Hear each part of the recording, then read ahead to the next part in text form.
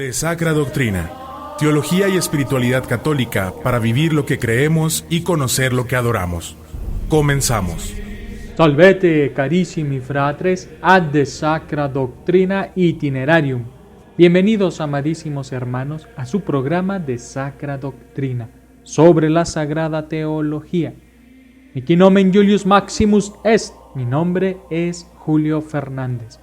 Y es para mí un gran placer estar con ustedes hoy, en esta mañana de domingo, día en que Cristo venció la muerte y nos hizo partícipes de su vida inmortal, de su vida gloriosa.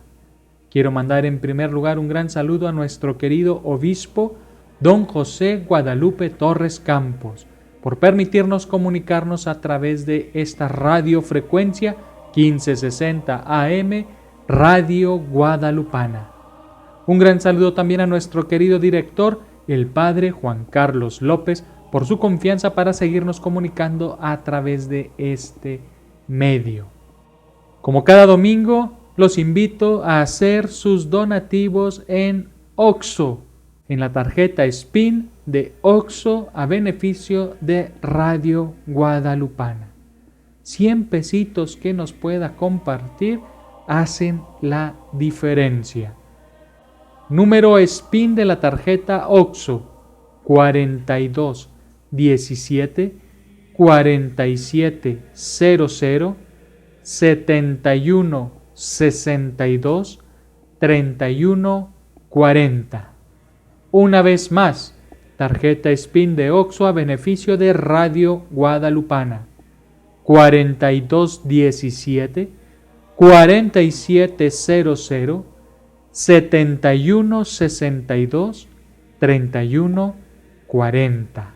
100 pesitos que puede usted donar a Radio Guadalupana permitirán que siga al aire en 1560 AM.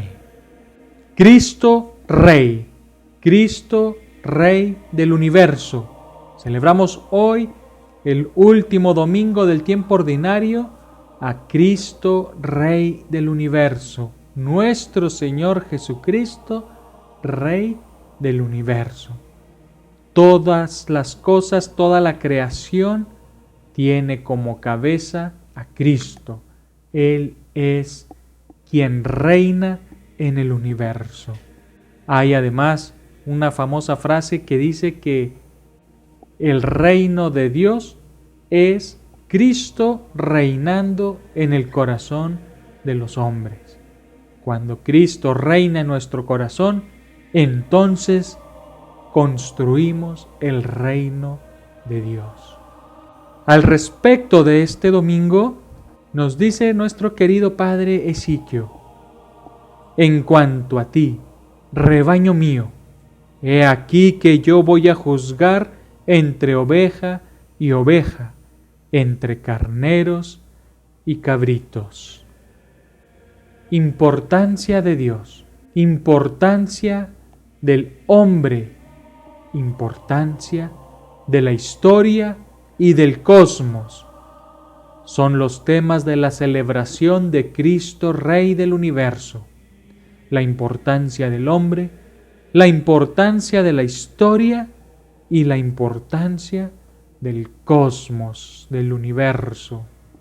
Y también la ocasión para celebrar la soberanía indiscutible de Dios, no en la lejanía, sino en la proximidad del hombre y de su historia.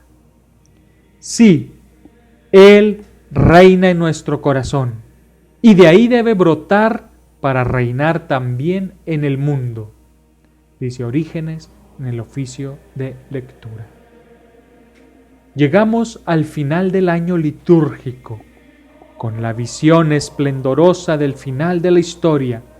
Digno es el Cordero que fue inmolado de recibir el poder, la riqueza, la sabiduría, la fuerza y el honor.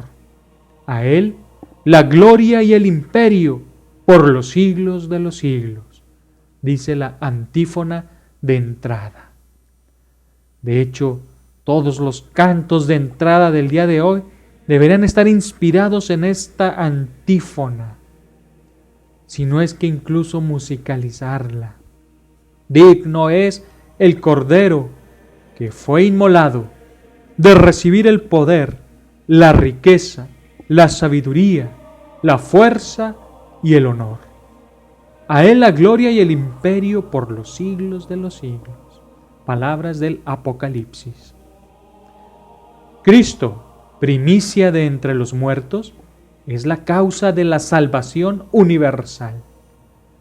Por la desobediencia de un hombre entró el pecado en el mundo, y por el pecado la muerte. De la misma forma, por la obediencia de otro hombre, todos fuimos hechos justos y se nos devolvió la vida. Romanos 5 del 12 al 21. Cristo es constituido Señor de la historia y Rey del universo, porque ha vencido el pecado y la muerte. Ahora, nosotros vivimos aguardando a que se cumpla la feliz esperanza y venga del cielo nuestro Salvador Jesucristo. Después, solo resta la consumación final.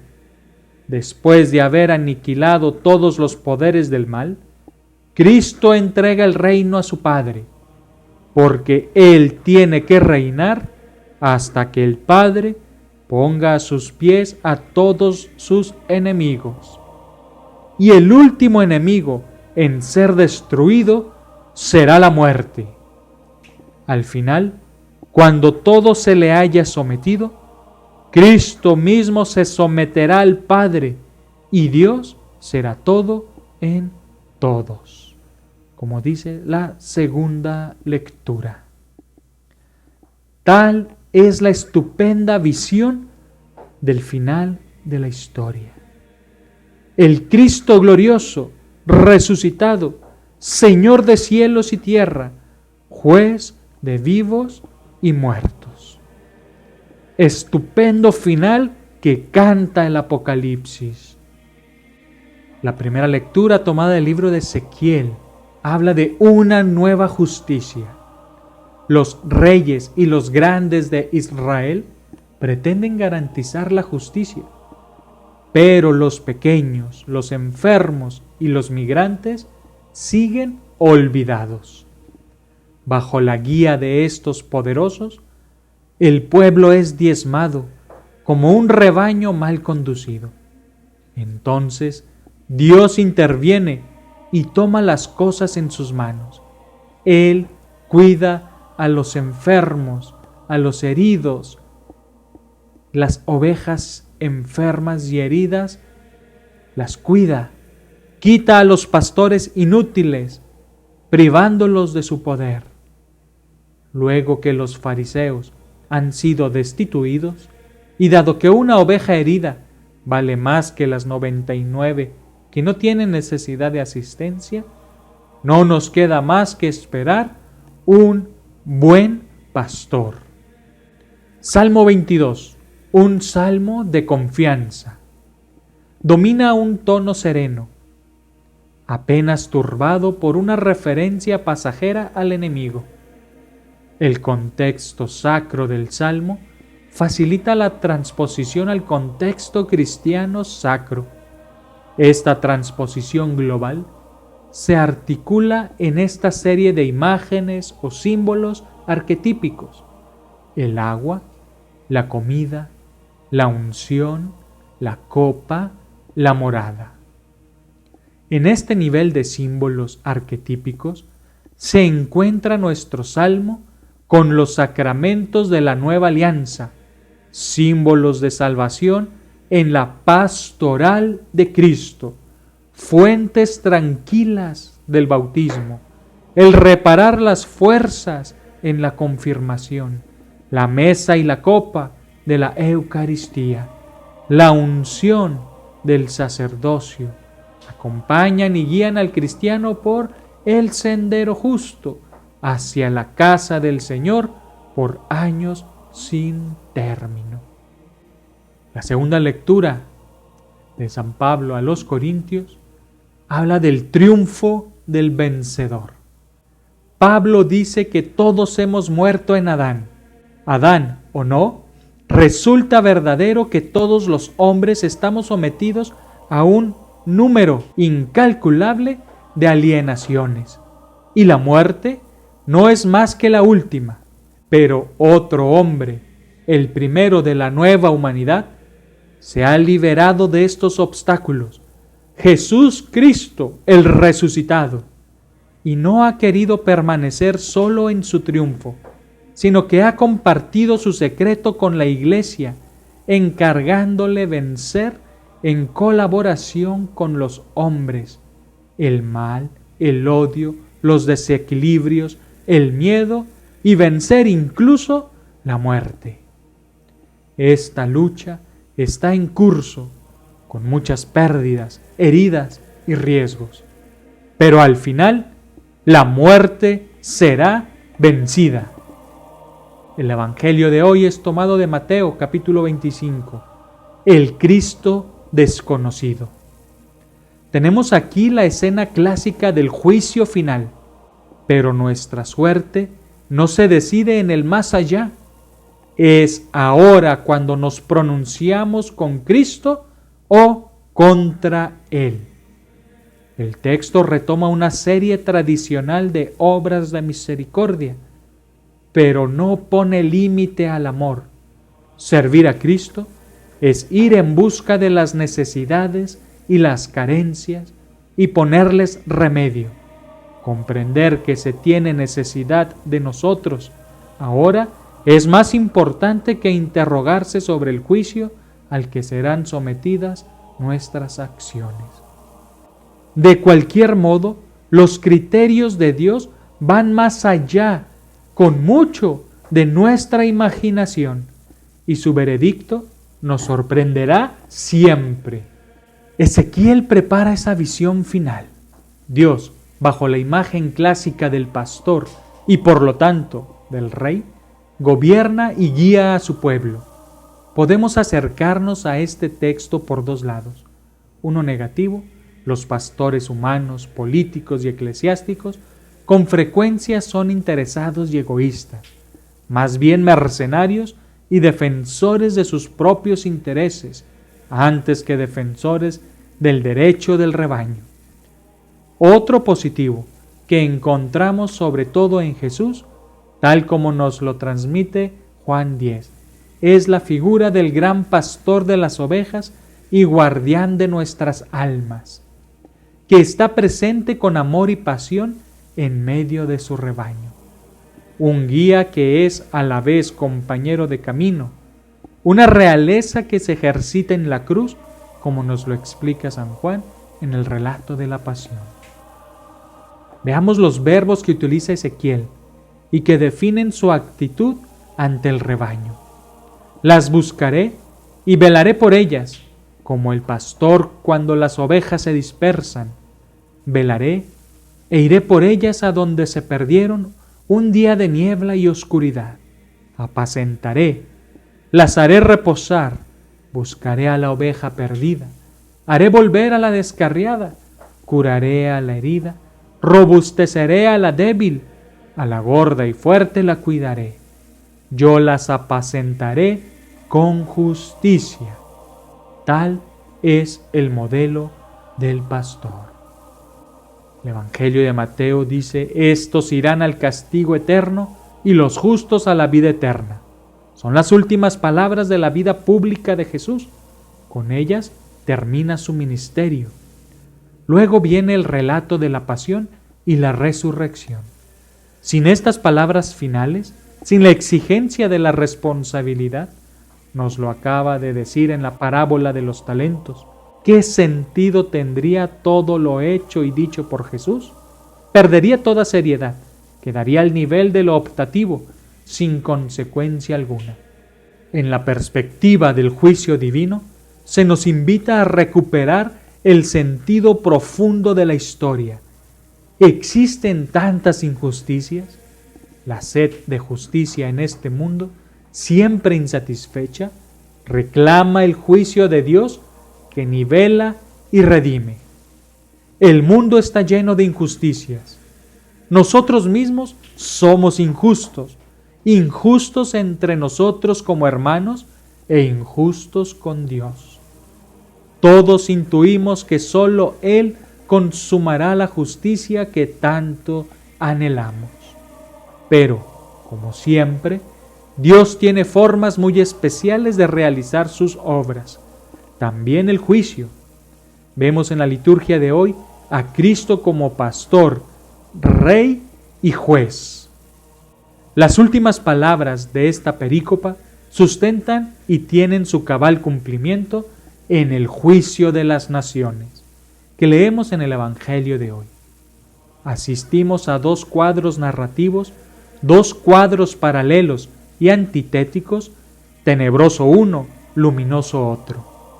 Si Ezequiel celebraba la presencia amorosa del pastor en medio de su grey, este solemne escenario exalta la trascendencia que nos ayuda a descubrir el sentido profundo de la historia, eso que solemos llamar escatología. El sentido que Dios quiere dar a la historia y a cuya actuación invita también al hombre, tiene su sentido último en el amor, cuyo primado vemos continuamente en la visión evangélica de la realidad. El Señor ha cooperado a este proyecto de gloria, de amor y de fraternidad, enviándonos a su Hijo. Tanto amó Dios al mundo, que le entregó a su único Hijo, para que el mundo tenga vida. Pero exige a todos la propia aportación. El que asegunda esta invitación es aquel que ama al prójimo, aceptando así el proyecto salvífico de Dios, aún ignorándolo teórica y exteriormente. ¿Cuándo te vimos hambriento? ¿Cuándo te vimos sediento o forastero, desnudo y te asistimos? Con el amor, por lo tanto, se llega a ser trascendentes como Dios, entrando en la vida eterna, y se ayuda a la historia a caminar en la trayectoria escatológica que Dios quiere. En efecto, no deja de llamar la atención el que no sean los judíos los llamados a juicio exclusivamente, sino todos los pueblos de la tierra, para responder por el amor. Como dice San Juan de la Cruz, en el atardecer de la vida seremos juzgados por el amor. También Pablo hace división radical entre los hombres. Más allá de todas las divisiones que hacemos nosotros, hay una división ética fundamental, la sombría descendencia de Adán, marcada por el pecado y la muerte, massa damnata, según Agustín, y la descendencia luminosa que nace a partir de Cristo. Aquí, como en Romanos, Pablo pone a Adán y a Cristo como cabezas, uno de una humanidad dañada, el otro de una humanidad redimida, levantada. Esa es la división fundamental. En este orden de cosas, no podemos olvidar que los pobres y humildes son los hermanos del Hijo del Hombre. Aquí superamos toda limitación nacional o religiosa.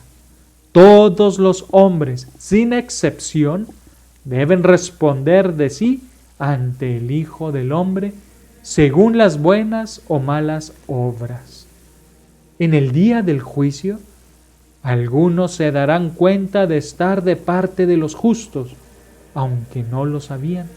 Otros, por el contrario, se llevarán la sorpresa de darse cuenta de que no estaban del lado de los justos. Se creían justos, pero en realidad no lo eran. Se creían ovejas y resultaron cabras.